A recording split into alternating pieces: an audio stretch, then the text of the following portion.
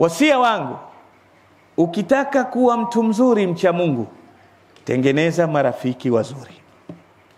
Wengi katika dunia hii walioondoka kwenye maisha ya neema, walioingia kwenye hatari tofauti, moja katika sababu kubwa ni marafiki wasiomwogopa Mungu.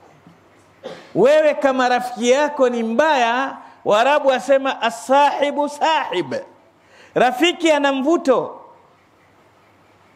Rafiki anaweza kukuondosha pale ulipo, na ujue kwamba rafiki mbaya utakayekuwa naye wakati wa raha, wakati wa shida atafanya nini? Anakukimbia.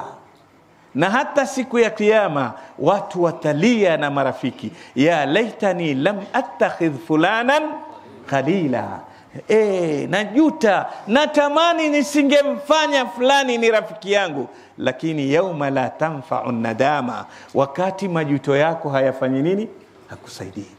Tafuta rafiki mzuri, asikwambie wewe kijana bwana, piga raha, huu ndio wakati wako.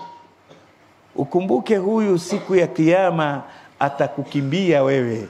Ittabarra alladhina ittaba'u min alladhina ittaba'u wa ra'aw al'adhaba wa taqatta'at bihim al'asbab. Marafiki wa uovu watakimbiana siku ya kiyama, lakini rafiki mwema, Allah asema al-akhillau yawma idhin ba'dhum li ba'dhin aduwwun illa almuttaqin. Marafiki siku ya kiyama watakimbiana, wala yasalu hamimun hamima. Hakuna atakayemuuliza mwenzake isipokuwa rafiki alokuwa kwa ajili ya takwa Allah, rafiki wa ucha Mungu. Tutasali sala gani leo, msikiti gani, tutafanya jambo gani zuri, tutaenda kwenye muhadhara gani, tutasoma kitabu gani? Rafiki huyu ndiye atakuwa na wewe siku ya kiyama. Allah aturuzuku. Allahumma ati anfusana taqwaha wa zakkiha anta khaira man zakkaha innaka waliyuha wa maulaha. Wa sallallahu ala nabiyyina Muhammadin wa alihi wa sahbihi wa sallam.